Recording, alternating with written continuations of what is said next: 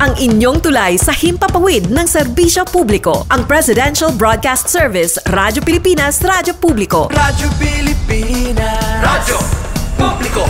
Kinilala ng pang-international at prestigyosong Asia Pacific Broadcasting Plus Awards 2025 para sa kategorya ng Government Streaming. Ito ay dahil sa epektibo nitong pagsasanib ng mga tradisyonal na media tulad ng telebisyon, radyo at print para masabayan ang mabilis na pag-inog ng mundo ng digital at social media tungo sa mas epektibong paghahatid ng mahahalaga at napapanahong mga impormasyon sa mamamayang Pilipino.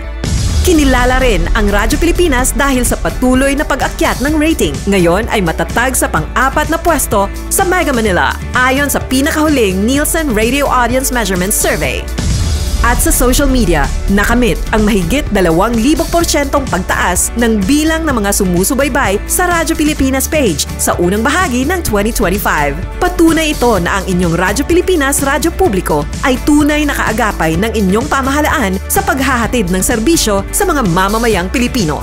Mula sa aming lahat, sa ngalan ng inyong pamunuan at mga kawani ng Presidential Broadcast Service, kasama ang inyong mga himpilan ng Radyo Pilipinas sa buong kapuluan.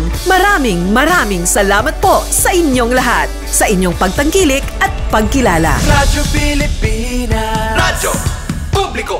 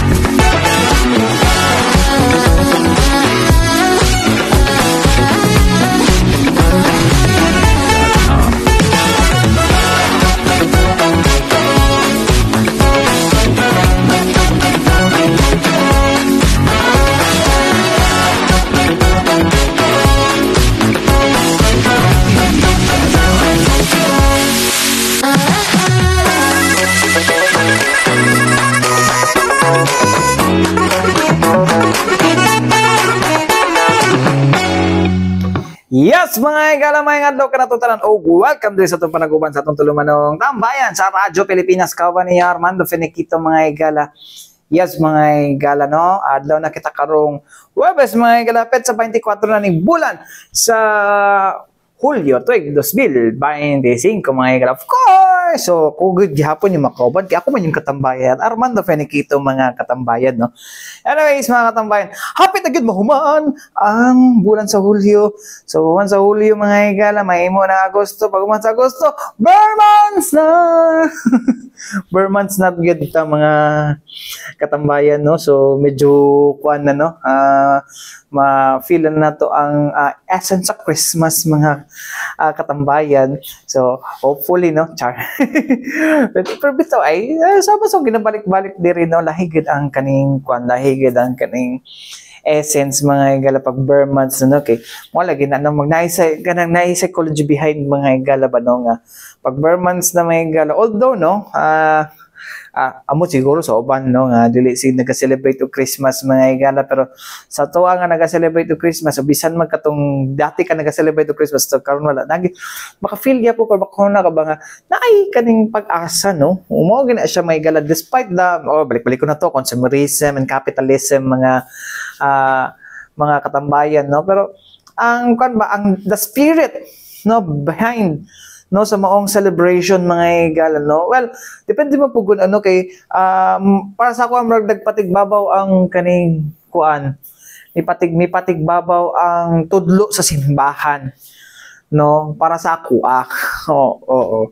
Although siguro secondary, well, kan mo gana may igala, no, mag-secondary na siguro ng kuan, no, kanang bonuses, well, mo na isa sa mga apas kan, pero sa ko secondary ba kay kanang especially the past years wala walay sakit, di ba?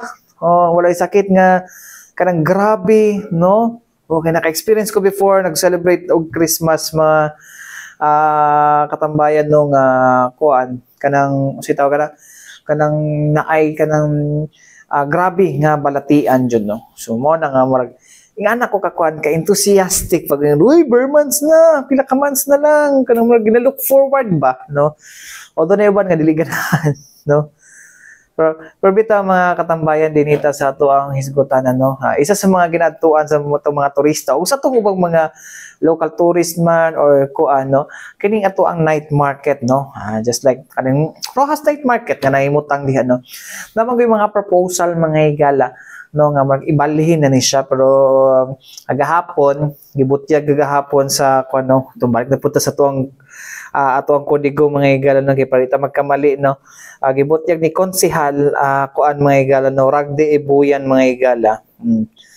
Si konsehal Ragde Ibuyan po ato ang kuan basis po kagahapon mga higala no about to sa Agdao Public Market karon po si kuan ato si konsehal Ragde gihapon no sa naman tong kuan tong standing committee dire sa to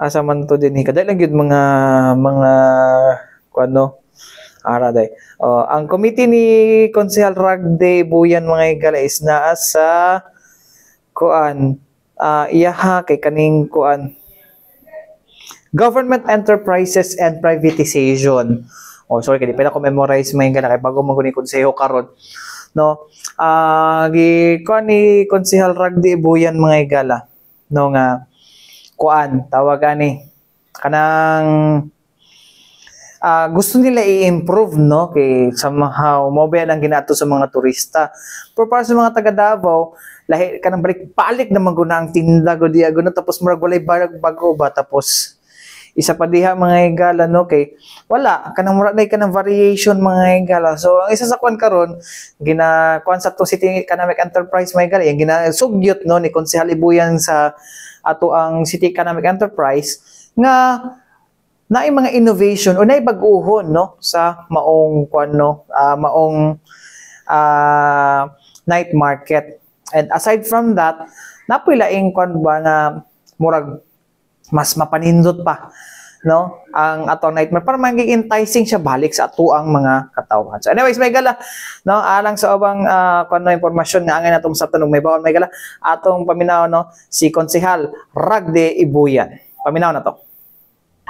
Sir, I think the previous admin usa sa mga plano nga murag ang night market is ibalhin na sa laing lugar. Right now, apel po ni sa inyong mga ginapang istoryahan under your committee.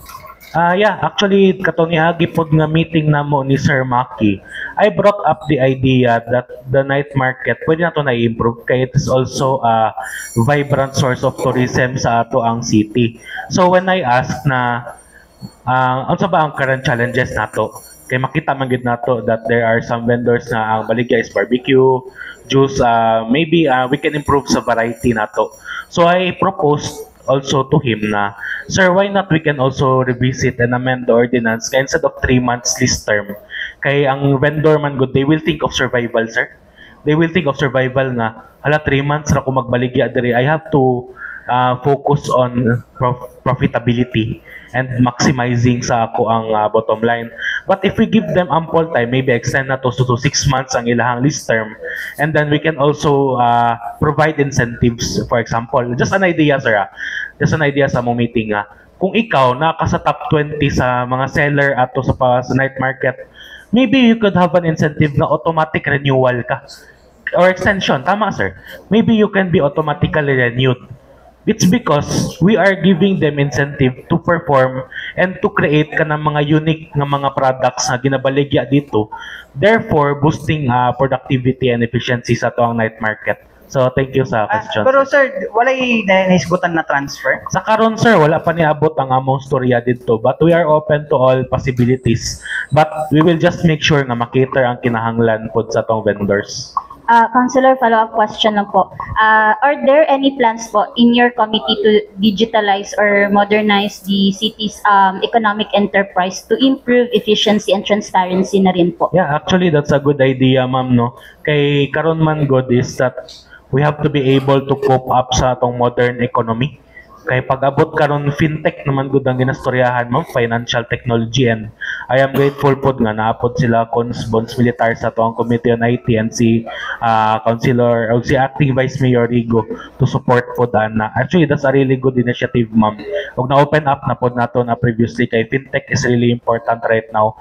Karon natay paling QR, ma'am. Gi-implement na to siya last administration, o we are thankful pod nga gina-implement po to siya sa to ang mga palengke nga katong magbayad ka through QR code. Kay murag katupod na ginabuhat sa China karon kanang magadto kag wet market dito or night market dito, mo bayad ka o niya sa unsa ba gamit, WeChat ba to pag scan nimo. O I think that's another way forward po sa tong collections. So mga to mga higala, no, ang pahayag ni Konsehal Ragde Buyan mga higala, no, ang chair sa Government Enterprises and Privatization, no. Mga to siya ang iyang giingon, no, with regards kung sa dapat ang buhaton, no, pero mga to from 3 months imong 6 months pwede kayo magkasawa kaya, no. Pero naman doy lain pang kunon mga dapat lahi-lahi gid ang mga baligya nga i-kon dinha, no. Mo po lagi from 3 months to 6 months dili kaya makuha na diha, no, dili kaya masumulan na pud balik, no, ang ato ang mga kuan, ato ang mga dumuduo anang lugara, no. So tapos kani pa mga higala, isa pod sa tuang kuan din, ano, isa pod sa kong kuan dila concern ako ipangutan ko during ambush interview sa iya, kay medyo kulang ng oras kagahapon na sa kagahapon tong Martes, no, sa kuan kagahapon na malikos-digos gahapon no, o sa tawagan ni kaning pulong-pulong sa Dabawen yung mga higala, no, atong gipangutanan ni kay kaning kon ba nung kung 3 months to 6 months daghang mga kwarta dira nga katong mga kuan, no, vendor, tapos ginapasablis nila, oy.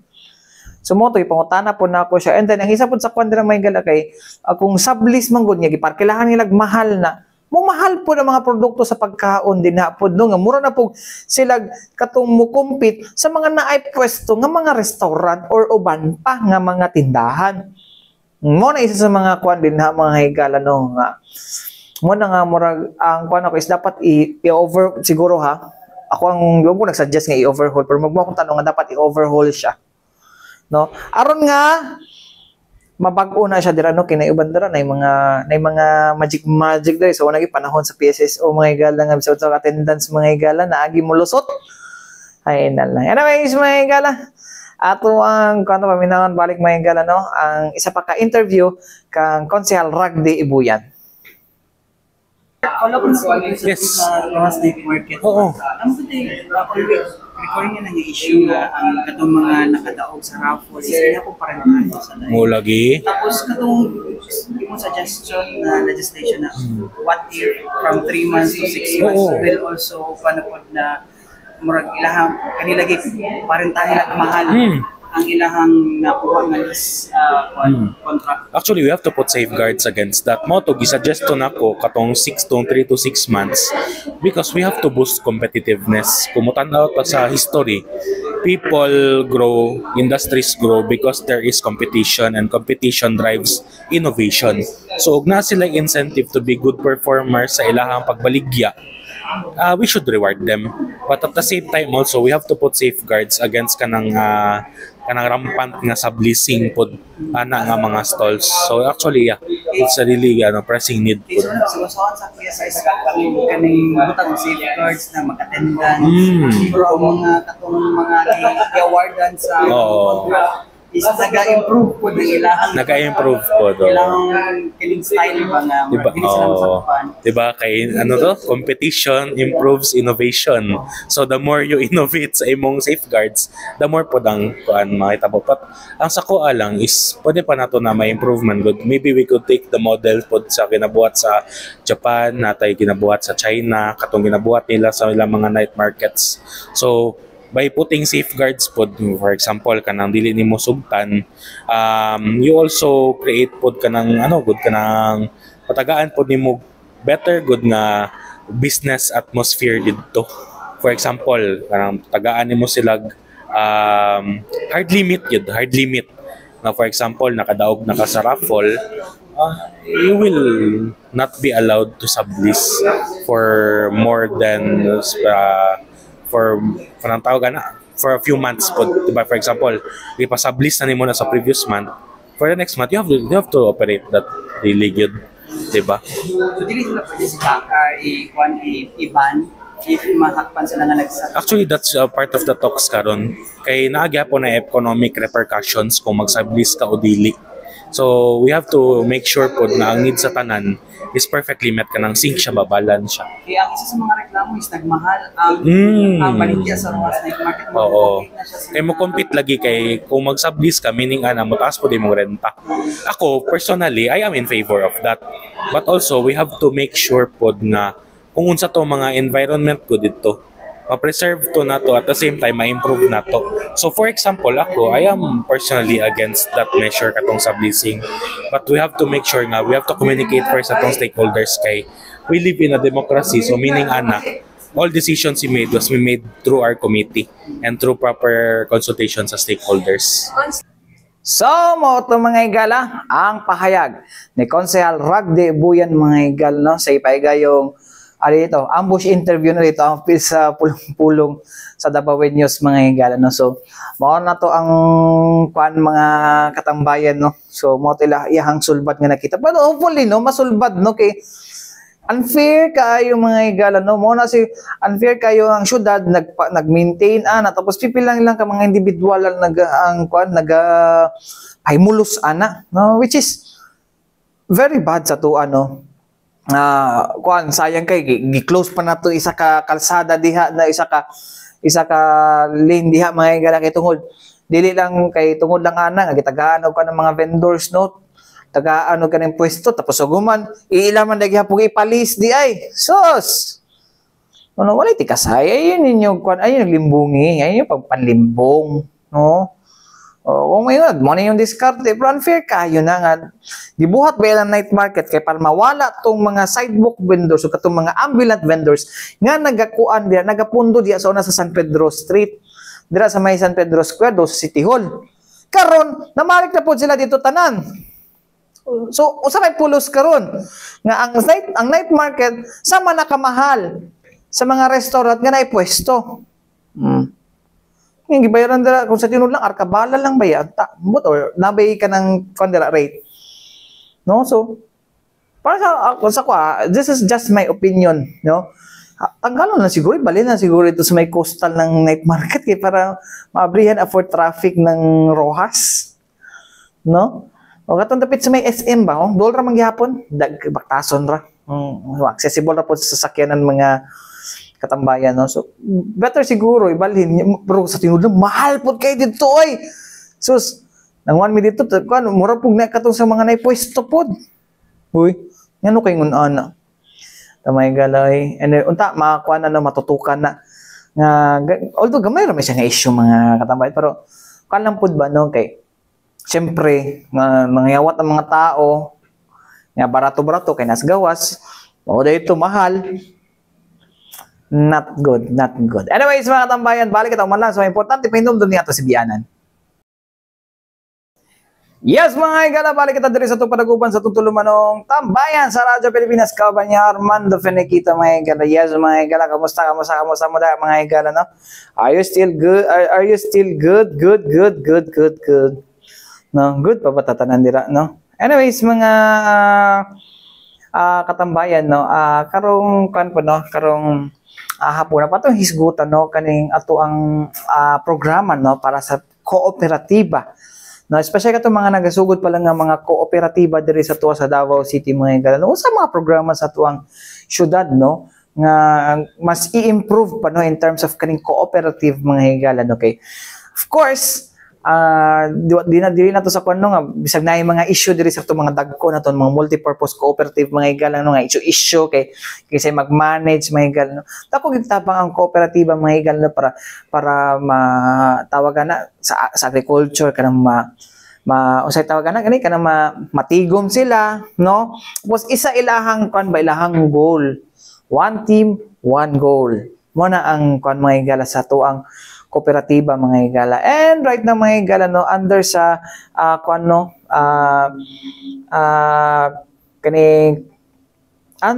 sa liderato no ni Konsehal Al Ryan Alejandro mga higala no, kinsa siya nakaron mga higala ang chairman sa Committee on Cooperative Development and People's Participation no.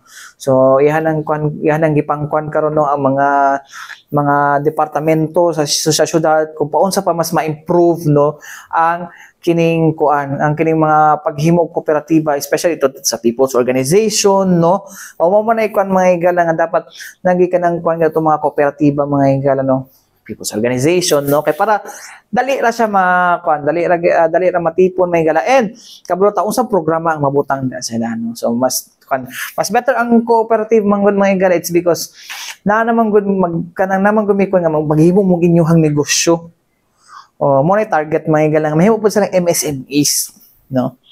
So ala sa mga may gala kung sa mga legislation, so sa mga plano sa tuang kagamahan ng lokal dres Davao City atong paminawon mga higala no, ang pahayag ni Konsehal Al Ryan Alejandro mga higala no, sa ikaduhang distrito kinsa ang chairman sa Committee on Cooperative Development and People's Participation. Paminawon na to. Sir, right now sir no, since ikaw na ang bagong chair karon sa Committee on Cooperative Development. Sir, usa pa mga ginalantaw nato ng mga legislations no to improve cooperativism diri sa tuwa sa Davao City, and of course pud no ang pagdevelop pud or ang pagtabang sa to mga MSMEs diri sa tuwa sa Davao City. Thank you, Arman. Actually, the first thing that I've done when I assumed office is I visited the Office of City Cooperative, no, and familiarize dun sa operation nila. And I found out na there are about 4 offices also that I am working with. Isa diha ang City Agri. Next is ang City Agri, CSWDO o City Vet, no? And City Co-op. So these are the 4 offices. So ang ipangutana ang unsa man ang mga legislations needed, no? Na kinahanglan nila sa SP kasi we are more on the legislations. So they are presenting to me ang ilang operations na ako yung mga nakita dito na we need to amend. Number 1 is maybe siguro ang mga loanable amounts, no? Mga loanable amounts na we need to address ang napatasan.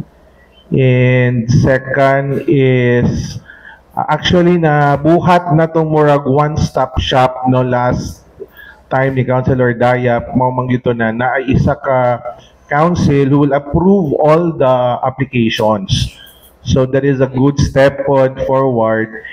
And siguro ano lang no, a matter of number 1 is mga loanable o katong mga needs na i-improve. Like example, sa City Vet ang pwede ma-loan lang isa ka baboy, no? Ang pwede o isa ka baka, no? Nganong isa raman dili pwede duha, di pwede tulo, no? So mga ana ba no, da siguro in times right now we need to siguro level up also.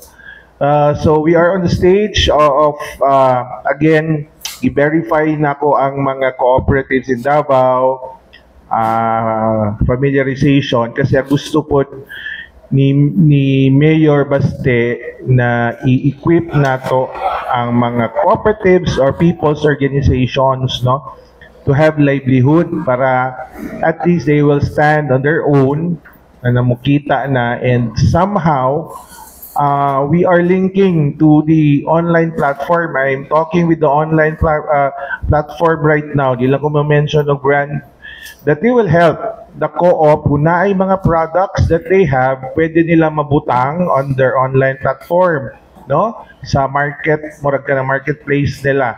So there's a good venue also, no? Sa ilahang kita sa syudad sa Davao. Ato ang co-op manggod is zero interest.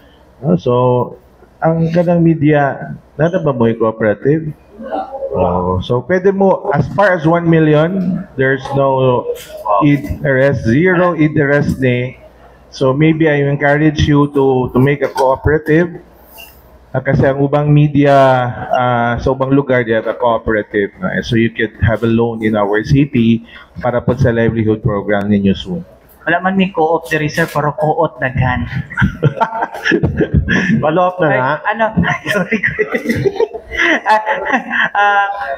Second, nabanggit din mo kaganiya ang mga people's organization.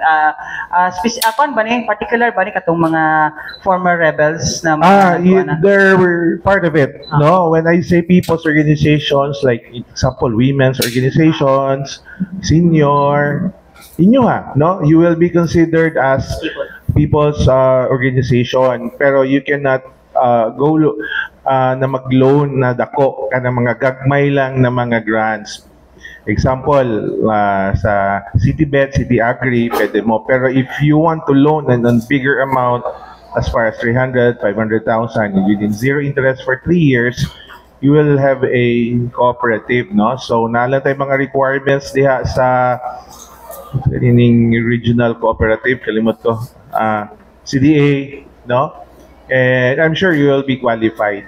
So, right now, aside from that, napoy mga livelihood program, ato ang City Co-op o Guban. Like for example, kamo, ang inyohang mga ears ninyo, naamoy gustong plano ng mga livelihood program. The City Co-op can sponsor, no? Perfume making, gusto pa ng mga making diha. So, napuntay inana na program. And, baking. Vice Mayor Rigo, I spoke to him yesterday. He's willing to put a budget under his ADF, no, to for next year na naay mga caravan of livelihood program together with the cooperative. So interesting kayo kay ganahan po siya to really equip sa ato ang mga associations in the different barangays. So after nimo nag-meet with the City Co-op, no? And Isugeto moderator, no? Since after nimo na meeting ang City Co-op, sir, unsa ba ang mga imong explain pero unsa mga legislation na nasa imong mind na karon?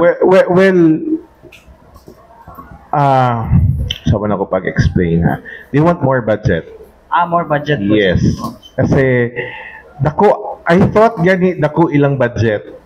When I see their budget, makaana ko na murag kulang pa man sa isa ka kadayawan because I am used to the bigger budget, man good. 2025 cons pila day lahang nakalimot ko sa amount pero very small for a livelihood. Pero naama ko tayo ginatawag na to na trust fund. Kasi di ba loanable money. So katong manlala loan, ibutang to sa trust fund, magtuyok-tuyok to ang kwarta na ata sa mga 15 million. Pero sa ilahang manggong operation, it's very small, no? So they want to increase it and they want to seek help with me. So naman si Councilor Ragni, the mayor asked to have a one-on-one meeting with us, I think August, no? So, this is about high time for us na inuna mo itong amo ang mga counterpart na department na duyon sa problema ninyo. Kay istoryahon na mo si Mayor one-on-one. No? So, gwapo po kay maka-direct kami in terms of suggestion. Aside from the ELA that we'll be having soon, mga nitty-gritty in terms of operation, in terms of legislations, kay meeting ni Mayor, siya, I need your help. Kay dili pwedeng wala mo kasi you're elected, murag kamo ang, di ba? Yan na siya. Kamo ang mo tanaw sa counterpart ninyo na committee kung working or not. No? So lisod po ang amuang challenge kasi we don't want na makasabaan po ang department head but we want to work with them hand in hand para at least ang progress, yun ni Mayor, ang progress sa department head will reflect to us, especially to the good mayor and the vice mayor also. So, mo to mga igala, no? Ang pahayag di Konsehal Al Ryan Alejandre may tungod sa kining kon mga igala, no? Mga programa alang sa pagtabang sa mga kooperatiba, no? Especially itong mga small cooperatives, mga igala, ito nagasugod pa lang, no? Sa mga people's organization o uban pa, no? Kaya pag ko ng media gani, no? Dapat daw ko ng co-op, pero ang kusog sa media karon co-op. Charing. Joke! Pabita mga igala. Actually dapat yun no, kusog ang kooperatiba may gal. Ang mo guna mo bitaw ng cooperative development and people's participation, it's because ang inyuha magong organization kamo manggod mismo, no? Kamo mismo ang tag-iya, no? Mobitaw sa kanang co-op mga igala, ang ginatawag kana sila kun dili deposit, dili kuan kundi share capital, no? So nakay ambag diya sa mga kooperatiba. So kung na-share capital, mudawat ikaw og dividend. No, kay mo man nakita sa inyong kooperatiba. So kapila to na discuss na with a Cooperative Development Authority. So mo na siya ang essence sa kaning paghimo og kooperatiba. Anyways, mga katambayan, watay kong oras sa ngalan sa tibuok puwersa sa DXRP Radyo Pilipinas, Radyo Publiko Davao. Ako inyo nakauban Armando Feniquito. Alang sa tambayan sa Radyo Pilipinas, hangtod sa usab, daghang salamat og maayong adlaw kanatong tanan.